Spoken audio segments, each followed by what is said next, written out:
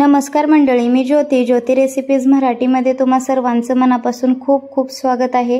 तर आज आपण शेंगदाणा चिक्की बनवलेली आहे। मस्त अशी कुरकुरीत खुसखुशीत झालेली आहे। बघू शकता व्हिडिओमध्ये तुम्हाला दिसतच असेल, वृद्ध माणसांना सुद्धा खाता येईल अशी चिक्की आहे। तर बघू शकता मस्त अशी चिक्की बनवलेली आहे मुलांना मधल्या वेळेत खायला देण्यासाठी। त्यातल्या त्यात नवरात्र सुरू होत आहेत, दिवसभर आपला उपवास असतो आणि अशक्तपणा वाटू नये म्हणून मधल्या वेळेमध्ये उपासासाठी सुद्धा खाता येईल अशी आपली महिनाभर टिकणारी आणि खुसखुशीत कुरकुरीत बनलेली चिक्की आहे। तर बघू शकताय मस्त अशी चिक्की झालेली आहे। चला तर रेसिपीला सुरुवात करूया।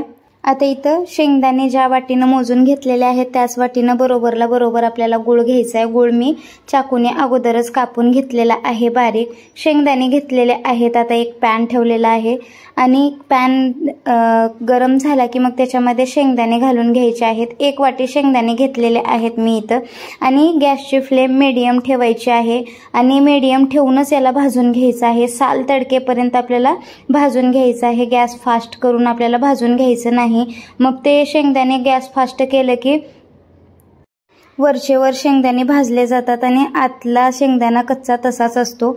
तर तसं होऊ नये आणि साल काढायला गेलं तर साल पण निघणार नाही त्याची। आता एक 4 ते 5 मिनिटं आपल्याला लागतं याला शेंगदाणे भाजून घ्यायला। बघू शकता हलके डाग पडलेले आहेत। आता शेंगदाणे आपले मस्त खमंग भाजून झालेले आहेत। आता गॅस बंद करून घ्यायचा आणि पूर्णपणे याला थंड करून घ्यायचं आहे आणि जे वरची साल आहे ते सुद्धा आपल्याला काढून घ्यायचे आहे या ठिकाणी। तर बघू शकता शेंगदाणे आता थंड झालेले आहेत। हाताने किंवा वाटीच्या साहाय्याने सुद्धा शेंगदाण्यावरची साल काढू शकतोय आपण। तर बघू शकता असं चोळून मी काढत आहे। वाटीची सुद्धा ट्रिक्स मी तुम्हाला सांगणार आहे। अशी वाटी घ्यायची, सपाट असली बुडात तर ती वाटी घेतली तरी चालेल। तर आता बघू शकता मी असं रगडत आहे वरनं शेंगदाण्यांना, तर ती एक हातनं 2 पण व्हायला मदत होते आणि शेंगदाण्यावरची साल सुद्धा निघते। आता बघू शकताय मस्त अशी साल काढून झालेली आहे आपली आणि आता मिक्सरच्या भांड्यामध्ये घालून याला मोठं वाटून घ्यायचं आहे। वाटल्याच्या नंतर सुद्धा मी दाखवणार आहे कशा प्रकारे आपल्याला मोठं पाहिजे। तर बघू शकताय मस्त असं मोठं वाटून झालेलं आहे। हातात घेत आहे मी, तर रवाळ टेक्स्चर येत आलेला आहे या शेंगदाण्याच्या वाटणाला।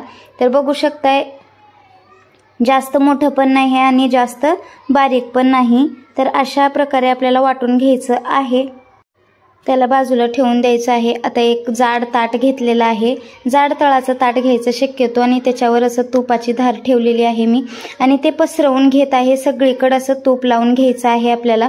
चिक्कीचं मिश्रण याच्यामध्ये ओतल्याच्या नंतर चिपकणार नाही याची काळजी घ्यायची आहे।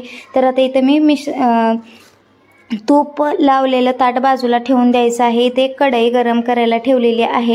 कढई गरम झाली की त्याच्यामध्ये 1 चमचा तूप घालून घ्यायचं आहे। घट्टसर तूप आहे, तुपाचं प्रमाण मी थोडासा जास्तच वापरलेला आहे।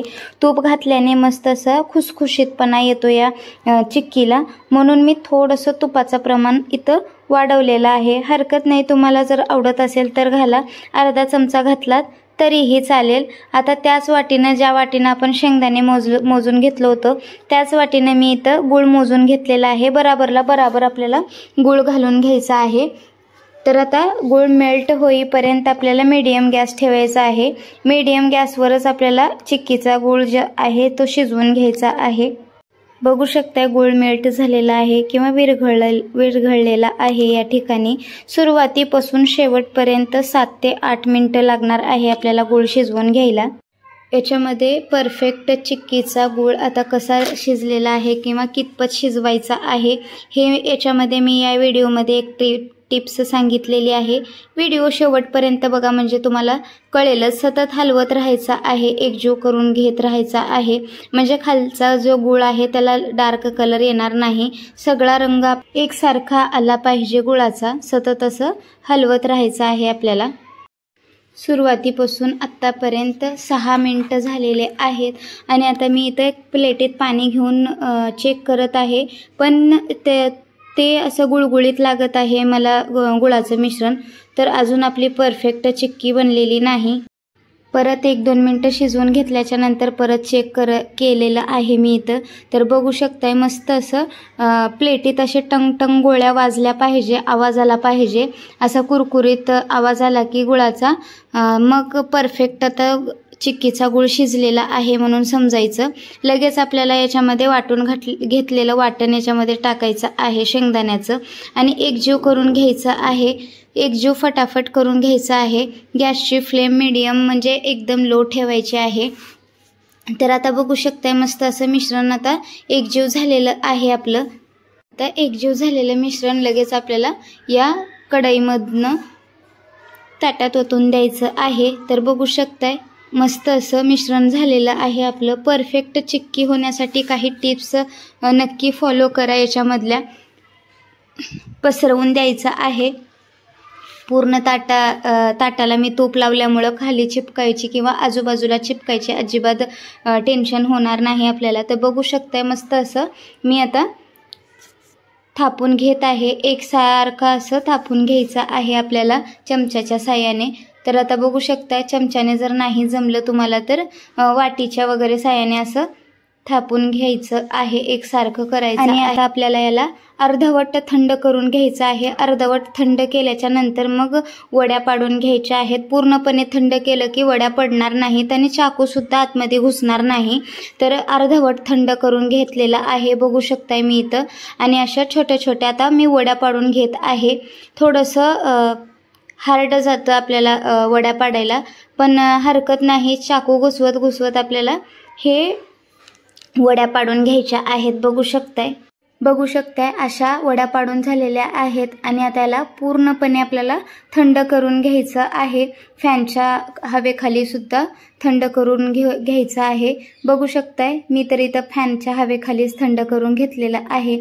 मस्त अशा कुरकुरीत वड्या लहानांपासून वृद्ध माणसांपर्यंत सुद्धा ही वडी खाऊ शकतात. मस्त अशी खुसखुशीत झालेली आहे. जशी मार्केटमध्ये मिळते तशी. नक्की व्हिडिओ शेवटपर्यंत बघा म्हणजे तुम्हाला कळेलच. व्हिडिओ जरी आवडला असेल तर प्लीज लाईक करा, शेअर करा तुमच्या मित्रमैत्रिणींना, नातेवाईकांना. त्यांना पण नवनवीन पारंपरिक अशा रेसिपी पाहायला मिळतील. आणि चॅनलवर नवीन असाल तर सबस्क्राईब करायला विसरू नका. बेल आयकॉनला क्लिक करा म्हणजे माझे नवनवीन व्हिडिओ तुमच्यापर्यंत लवकरात लवकर पोहोचतील. धन्यवाद.